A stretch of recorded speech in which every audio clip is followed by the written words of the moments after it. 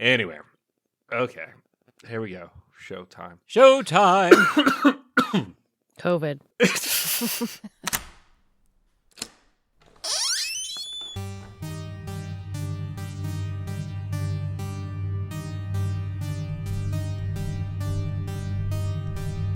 Hello, Craptacula. You are now flipping over to the B side.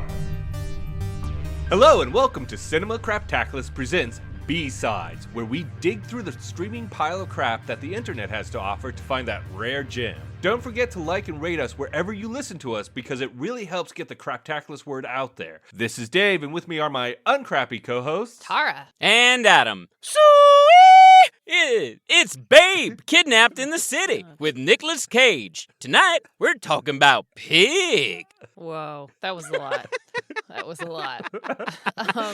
A lot of awesome. Adam's coming at us with full energy right now. New Year! New Year! Oh, boy. 2022! Oh, dear God. Okay. Well, you know what? Here's how IMDB describes this movie. A truffle hunter, Nicolas Cage, who lives alone in the Oregonian wilderness, must return to his past in Portland in search of his beloved foraging pig after she is kidnapped. Joining him on this journey is Amir, Alex Wolff, an up-and-coming truffle supplier trying to get out of the shadow of his father, Arkin, one of the worst dads ever to be put to film. I completely agree with that last line of that description, by the way. Just not a good dad. Just not one of the worst dad. dads to ever be put to film. I mean, truly. Oh, truly. my God. Oh, my God. I have to say this was not the movie I expected it to be. I really expected it to be John Wick with a pig. Right, yeah. Instead of a dog. I was like, oh, it's Taken if Liam Neeson's daughter was a pig. But that's not what it was. Yeah. Really? Because I felt like it was like you take 1/3 Taken, 1/3 John Wick, and 1/3 Keanu, and add like actual emotions. And I was like, oh, this is curious. It did take some turn. I mean, we're gonna get into this, but this movie had a couple like hard emotional turns where I was like, oh, wait a second. Oh, Yeah. I spent this entire movie being surprised. And Yes. almost entirely in a good way. Just almost entirely Yes. in like a very pleasantly surprised what is happening kind of way. Yes. Yeah, I really enjoyed this experience. My first surprise was Nicolas Cage was so not Nicolas Cage. Nicolas Cage was like Nicolas Cage the actor, Yes. not Nicolas Cage the famous character. It's been Yes. a while And- since we've seen Nicolas Cage as an actor, literally, and not Yeah. as like a somebody scraped him off the sidewalk and was like, "You need to make money for this family," and like go be Nicolas Cage. And what's great is that like Nicolas Cage, I think through the entirety of the movie said maybe 24 lines. You know, there's a lot of stillness and there's a lot of just presence that he just fucking owns through the whole thing, and it's great. I loved it. Maybe, but again, I think maybe we're attributing too much. Maybe because he didn't have to learn any lines, and he literally just sat there, and they just turned the camera on. They're like, "This is what we get, guys. Look at him. He's just sitting there." Like Just Nicolas sitting. Cage, he didn't know he was in a movie. He was just didn't. being filmed. Like on his day-to-day life. I want to say the opening. So like the opening sequence of this, it's like they sort of like you see this like very cold, like foresty setting with this cabin, and it immediately made me cold. Like I watched it and got cold, so I thought that like they'd set that Yes. up, and it made me realize I should never live in Oregon. Like it made me Oh, realize no. I do not. That's too cold. It was too cold just to even look at. I was like, no. Yep. Yeah, Oregon is like the Nevada of the North. No, Dave, it is not. It's not. Oregon is Oregon, and it's cold and it's wet, and I was like, I'm glad somebody does this, but that is not the life for me. Everyone in Oregon is either ridiculously wealthy or seasonally depressed drug addicts. Like, there's nothing in between those two things. Like, it's one or the other. Yeah. I have a question for you guys though, because have you ever spent any time around a potbelly pig I or have any not. like household pig, like a pig? Okay, so a good friend of mine No. had a pig for years. He bought it when it was like a little piglet, and it was so cute, and then it got so big, like it was the size of like 2 golden retrievers put together. Like it, Oh, like, God. like, and again, like they grow to the size of their space, like theoretically, or they grow to the size. And so when a potbelly or would just like when any sort of like domestic pig gets big and it's raised like in a house and you walk it like a dog, they're also incredibly strong. And I actually like as this pig got older and when it like sort of reached its full, it freaked me out. Like it was actually kind of like oddly like terrifying. Was it aggressive? Too much of a wild animal pig? with weight. No, I don't think it was an aggressive pig. I just think that like when you see this like 175-pound animal, like when you walk into an apartment, come near you and it's like, and you're like, oh my God, I know it's not going to hurt me, but there's something really eerie about it. And I don't. Just because that's the way I greeted you the other day when you stopped by doesn't mean you have to keep holding it against me. Dave, you you're wish not you were 175. Yeah, but so you're not 175, buddy. Come on. I wish. High school weight. Anyways, my point is that pigs are incredibly smart, but there's something like I don't know if aggressive is the right word, but there is something like if you saw one in the wild, I would not approach it, is what I'm saying. No, that's why like wild pigs and boars are, seriously dangerous animals when encountered in the wild. They're no joke. They're smart and they're tough. Right. But to finish this thing up, this pig was incredibly bonded to his owner. Yeah. And Much like Yes. this pig was incredibly bonded to Nicolas Cage. Yeah. Well, I think And it was a cute little pig. Right. This They was did a a cute great pig. job of making you root for that pig from the word go. They're like, first of all, I didn't know pigs could be orange, but this pig was like orange, which I thought was unique and fun. And with a beard or something, right? I mean, it seemed kind of fuzzy, wasn't like it? mutton chops, too. He had like these mutton chops. It was like the Wolverine of pigs. Right. I mean, yeah, pigs are furry. Like some pigs are like they get, especially, listen, if you live in frickin' Oregon, you better grow some fur because you're going to be cold. It's true.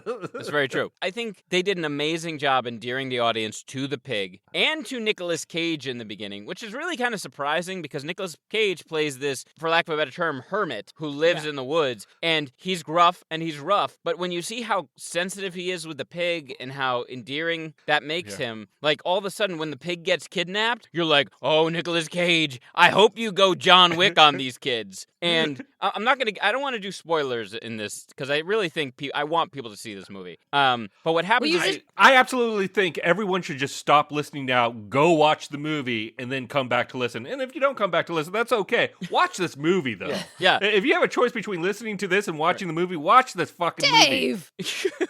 But so the thing, the moment I knew this wasn't going to be a John Wick or a Taken was Nicolas Cage tracks down these two meth heads who stole the pig for someone else. And, like, they were hired to steal the pig. And he gets them in a trailer, and I'm going, oh, these meth heads, they're screwed. Yeah. Yes. Like he's going to go Oregonian wilderness on them or something. And Nicolas Cage is just like, where's my pig? And the guy's like, some guy took it. And he's like, damn it. And then he leaves. And I was like, what is this movie?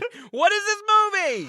He didn't go Nick Cage I on have him a at all. theory about that. Go ahead. This movie is the anti-action movie because it has all the beats of the action movies as he goes to reclaim his pig. But in each of those beats, he doesn't do the action hero thing. Because he's not a hero. Like, that's Right. the point of this movie.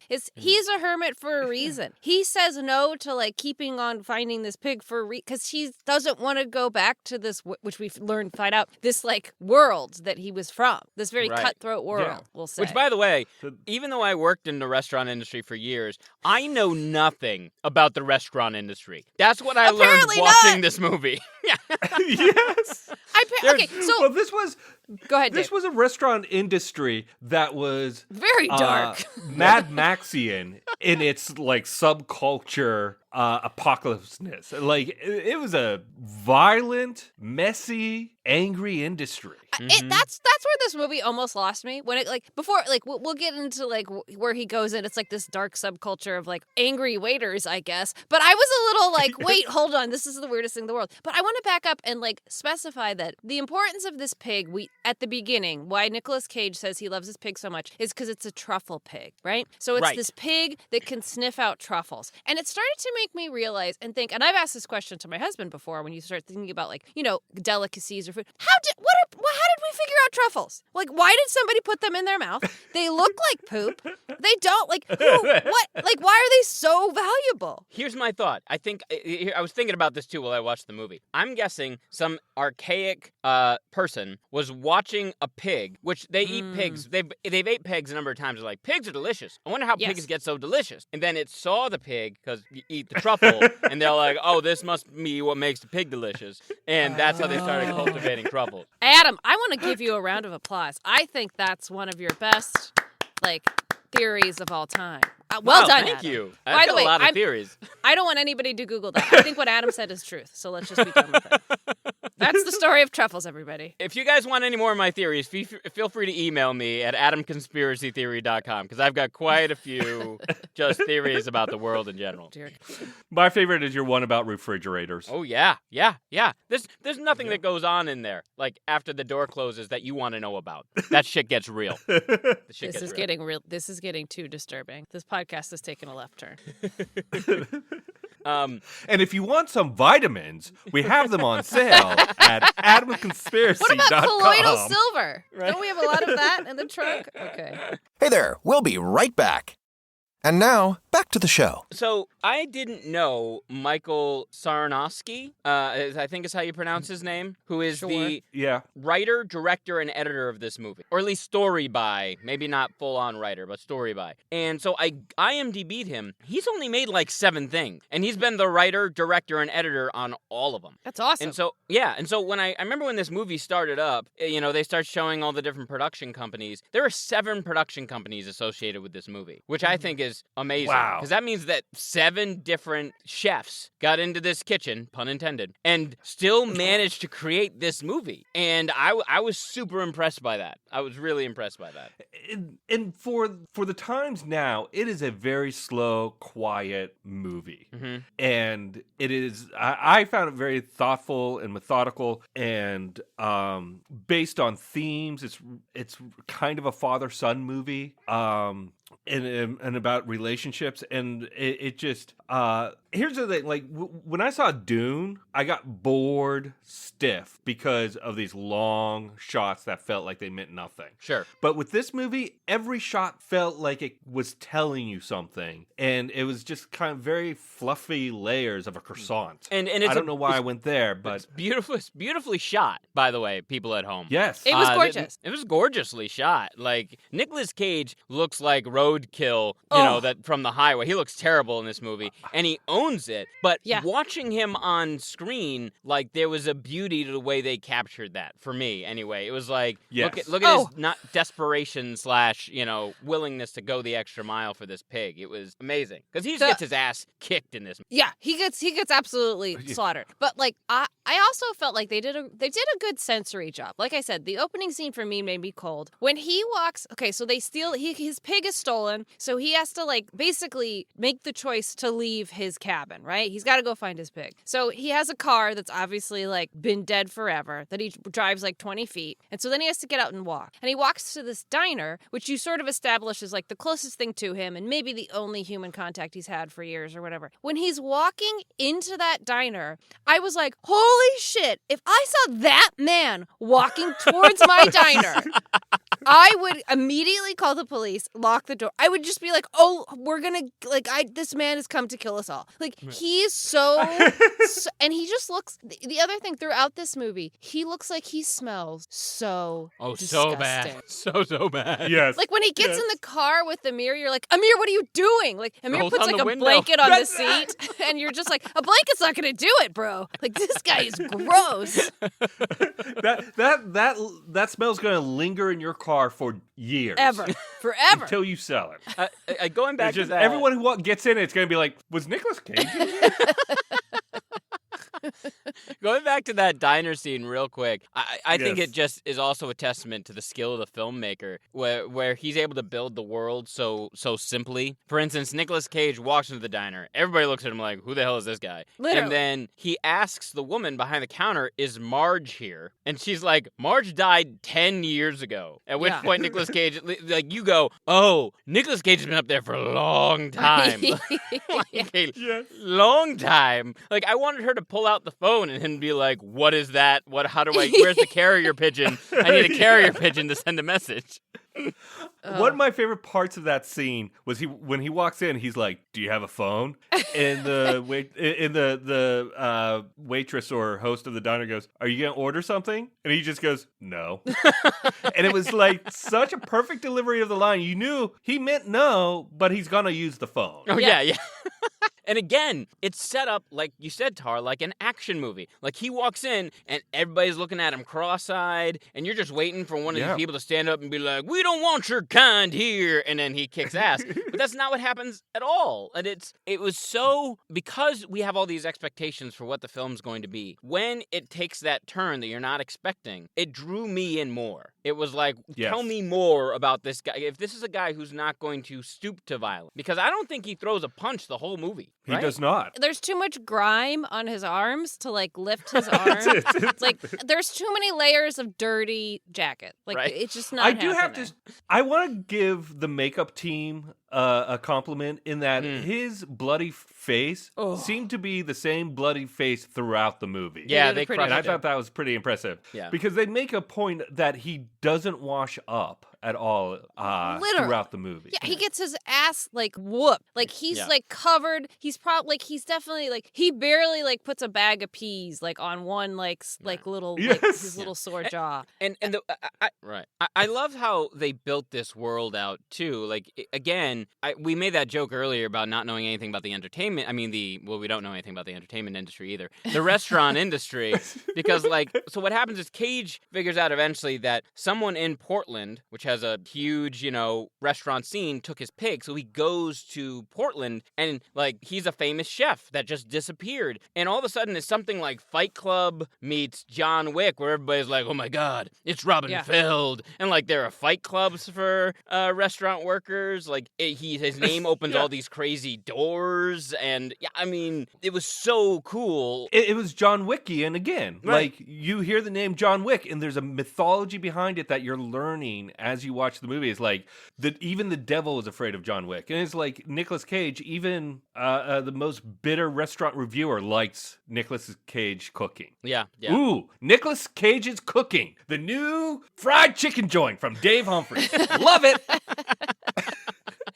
See, now this is where, like, I was on board, and I'm like, okay, this is an interesting story, an interesting character. When they get to Portland, and it takes this weird turn where you're like, wait a second, this is about, like, the cutthroat world of the culinary industry? Like, that's so bizarre. And then, like, what happens and what they go to see, and I'm like, this is the most insane thing I've ever seen. I think there's very few actors that could have pulled off a movie like this that weren't Nicolas Cage, because that turn was so bizarre to me, where I'm like, wait a second. Like, I understand, like, that, like, a truffle pig would be a valuable item that somebody would steal, right? Because it can make you a lot of money. Fine. But, like, to go through, like, these other chefs and these other people who own other restaurants in Portland have, like, gone to lengths to do this. I was like, wait, what? And then how he, like, goes about finding the ways to, like, track down the pig that reveals more about his story. I was like, this story is the weirdest story in the world. Well, I was totally, I was in the same place as you were, Tara. And then after the movie was over, I'm like, I wonder if that was just because a lot of scenes, a lot of subtleties in this movie had to do with, like, sensory stimulation, right? Sure. Like, he gets into the car with Amir and the classical music's playing, or obviously all the food elements, and this tactile sensation of getting punched or punching. I'm wondering if that was in part of it. You know what I mean? Because there was like this guttural, like, primal urge that they were trying to satisfy, much like a taste or a auditory. I mean, I might just be pulling shit out of my ass, but I don't know. That was the way I justified. Well, I think I have to say, I just want to say my favorite scene in this movie. So, like, Amir is sort of getting on board with Nicolas Cage. He's figuring out who he is. He's figured out who he was, this famous chef one time. And so he takes Nicolas Cage to this restaurant, right? Where there's supposedly, that Nicolas Cage is like, you have to take me to this restaurant, and we have to have this particular meal. Okay. And again, this is a nice restaurant, and they take dirty-ass, bloody-faced Nicolas Cage. And I'm sorry, and they get seated. That's that's the part where I'm like, if you're a hostess in a nice restaurant and this like bedraggled man comes in, are you gonna seat him? I just feel like that's like, anyways. So they're at a table, fine, and so Nicolas Cage, like they're like sitting there, and the chef comes over to talk to them. So the guy who plays this chef is either just like too excited to be in a Nicolas Cage, or like just like the only local actor that was available, because his reactions are the funniest, the funniest reactions in the world. And I don't think they were supposed to be funny, but basically Nicolas Cage is like, getting in his head. Like that's what Nicolas Cage kind of does, is he gets in people's head because he makes them feel something. He makes them remember something. And he gets in this guy's head and sort of goes, didn't you want to open a pub? And this guy like cracks. He's like, I did want to open a pub. I didn't want to open this nice restaurant. And I was like, wait, what? And I love how before the encounter, he broke an egg on the plate. Do you remember with his thumb? Like Nicolas Cage, I'm going, so much symbolism. Yeah. There were a number of moments, Tara, where I was like, how are they letting this dirty hobo walk around and, like, interact with humanity? Like, there's a scene where Nicolas Cage goes to find his old house, that he used to live in with his wife. Yes. And he walks into the backyard, and there is a adorable, 4 or 5-year-old little boy there playing some sort of drum. And Nicolas Cage just sits down next to this child and starts talking to him, which makes me go, is the mother in the kitchen and looks out back and sees her son talking to Nicolas Cage and is like, that's okay, and then goes back to making stew? Or was the mom just one of those seasonal depressed tweakers I talked about earlier? How did that happen? How did that scene happen? Yeah. Adam, the thing I was thinking that whole time is this is a parenting fail. That child should be screaming. That child should be like, there's a stranger hobo man who walked into my backyard while I was playing alone, and I'm 4. Yeah. That scene. Anyways, yes. Oh, man. By the way, I was going to say, something that I actually looked up after this movie was over was the whole earthquake thing that he talked about. So during this... Is that true? So hold on. So he's in the apartment with Amir, and Amir's like, I'm just trying to get into the industry, and the city's really cutthroat, and blah-blah-blah-blah-blah. And Nicolas Cage talks about how every 200 years, there is a earthquake that happens off the coast of the Northwest, which levels, everything. A 10-story tsunami is going to come through and just knock everything out, and bridges are gonna and everything's gonna be underwater. And he's like, so none of it fucking matters, dude, just do you. And after the movie was over, I Googled that, and there is a 37% chance in the next 50 years that a 7.1 plus magnitude earthquake will go off the coast of the Northwest and just decimate the Northwest. And I was like, oh my God, that's a real thing. That's a real thing. So say what you want about living in the valley, For more Adam guys, conspiracies. Look, say what you want about living in the valley, but we are safer here than those people that live, anywhere near the shore of anywhere, is all I'm saying. I feel like Dave, like you and I have learned a lot about what Adam has done over his holiday. I think he built a bomb shelter. Look, I think he did. It was a COVID Christmas, everybody. A COVID Christmas.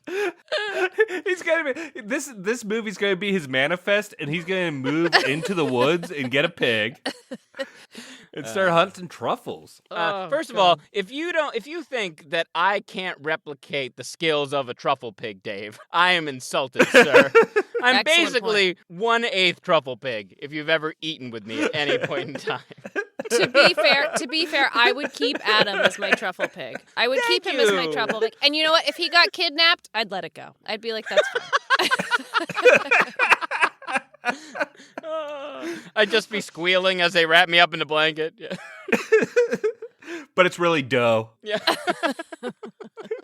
I do think that, there is a point, so he's out in the rain also at one point, and I said out loud, I was like, Rain, please wash him. Please get him clean. And it really didn't do enough. It didn't do enough, because the next scene I was like, oh, it didn't do it. We needed a harder rain.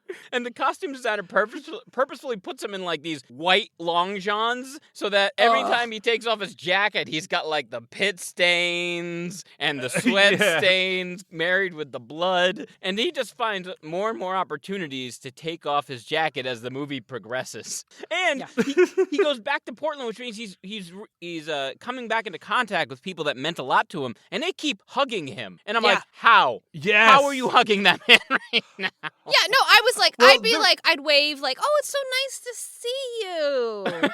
Can you stay behind the door? There was a moment where he was cooking and he smelled like rosemary in his hands. And I'm like, how does he even smell that rosemary? Because his hands are just caked with blood and dirt. They made they did make like a half a scene to show him washing his hands before he started cooking. They did. That's true. But I also think that doesn't matter. And I think your point stands though, because the rest of him is not clean. Who cares if his hands are clean? Like, how can that man smell anything except himself? Have you ever brought your hands to your face and smelled yourself through the sleeve as the wind blows through?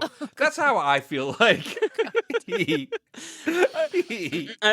love that All idea. he was smelling was himself. I love that idea because at the end of the movie, one of the ways Nicolas Cage eventually resolves the film, the conflict in the film, is he cooks for somebody. And he cooks for somebody, and he also eats in the same room. And I just like the idea, like this like gourmet chef makes a meal, and the person's like, oh my God, Robin Feld made me a meal. Oh, and he's going to join me for... He'd be like, can you just wait in the kitchen? Okay, just wait a little bit. Here he comes. Let me get a couple of bites in before you join me, if you wouldn't mind, please. Yeah. At one point, he said, I remember every meal. I remember every meal I've ever cooked. I remember every person I've ever served. And I was like, you do? Like that? Like, how small was your restaurant? It's like, one couple a night. That's what we take. I literally highlighted that line and I wrote it in all caps. And I was like, and that's what you used your photographic memory for? Like, what? You know what? I didn't doubt that line for a second. After watching I didn't either. How crazy Nicolas Cage is, I'm going, oh, yeah, of course he did. Of course he did. He probably also followed all of them home and masturbated in their bushes. Like, that's the kind of weird-ass chef that Nicolas Cage is in this movie. Oh, my God. Oh, my God. But I feel like that line, I mean, it's like kind of sums up like his character and you're like, okay, I get that. It's also just the like, I feel like as he's saying, like as an actor, that would be a really hard line to like sell. Like it's just so bizarre. But like he bought it and I think he did it. And I was like, okay, all right. Yeah. Oh, man.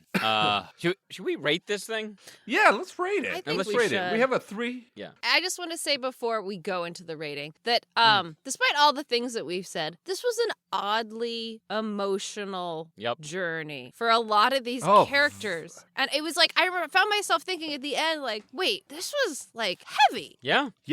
Yeah, I very much, I kind of dragged my heels on watching this movie because I wasn't sure, like, I don't want to kind of see a movie where anyone's pet is in danger. It's always kind of sad. Mm-hmm. And I wasn't sure if I wanted to really watch Nicolas Cage be all like Nicolas Cage in a John Wickian way. Mm. And it really surprised me that it wasn't that at all. Right. Yeah, I was... And I think... Go ahead, Dave. One of the things I think is usually a movie like this we wouldn't do. But from the trailer and the concept is like Nicolas Cage loses his pig and he goes after it. Well, that's just You're it. like, oh. The trailer was so misleading. Like, I thought we were going to watch a totally different movie because I found this movie, guys, and I sent it out to Tara and Dave, and I'm like, ooh, it's Nicolas Cage and a pig. This will be a lot of fun. And then I started watching the movie, and I'm like, it's Nicolas Cage and a pig, and he's a chef.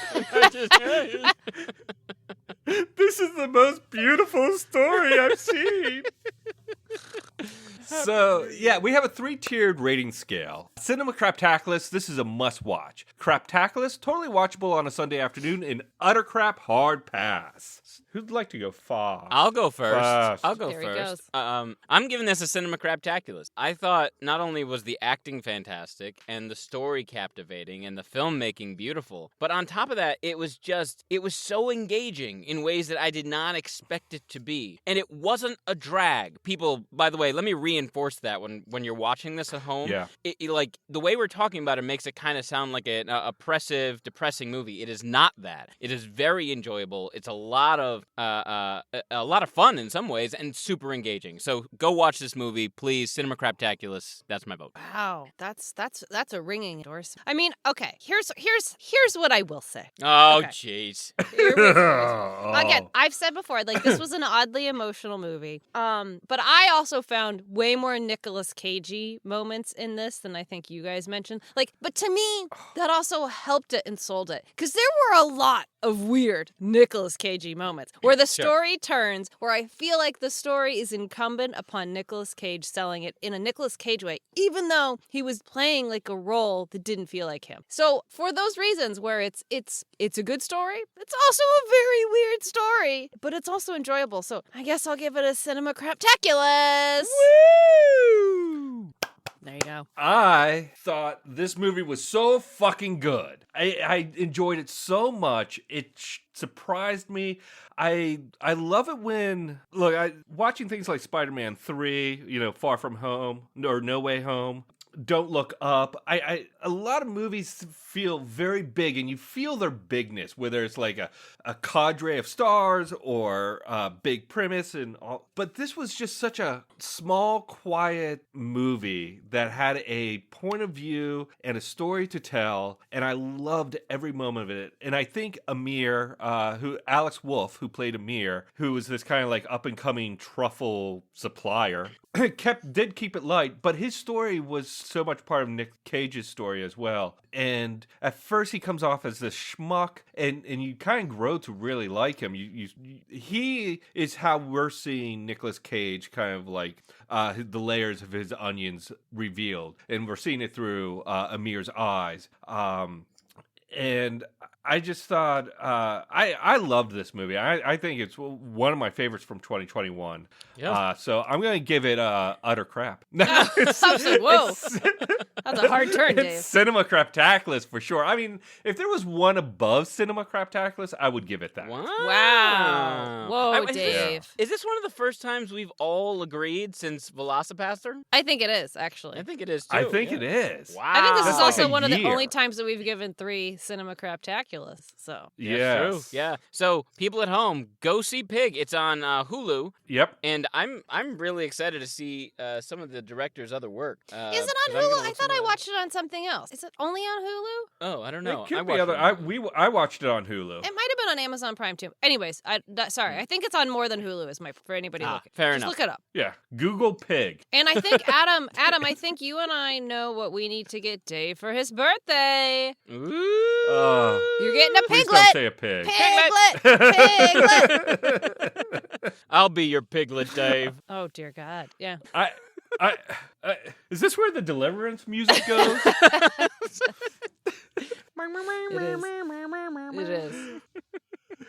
Thanks for joining us on this B-side Cinema Craptaculous journey. This is Dave, and ever present with me are... Tara. And Adam. Oh. No. What? That's how you call a pig, isn't it? That's how Arkansas Razorbacks fans, like my husband, call their stupid team. They Oh, go, is that Woo what pig! is that why every Saturday my ears perk up? Is that why? Because Yes. Art's watching the game and Yeah. he's going, sweet. I'm like, is it dinner time? Is it now? Is it time? Is the slop out? Is it slap? Correct. Awesome. And remember, don't avoid that streaming pile of crap. Jump on in, because you never know what you just might find. You just might find some really good bacon. Oh, Or too soon. truffles. Or Truffles. Truffles. Yeah. Truffles. All right. I'm stopping the recording. Thanks again for joining us on our Cinema Craptaculous Presents B-Sides Journey. Subscribe to Cinema Craptaculous on iTunes or Spotify. And if you weren't totally offended, or even if you were, please rate us on iTunes. It helps us get the Craptaculous word out there. And remember to like us on Facebook and follow us on Twitter @Craptaculous.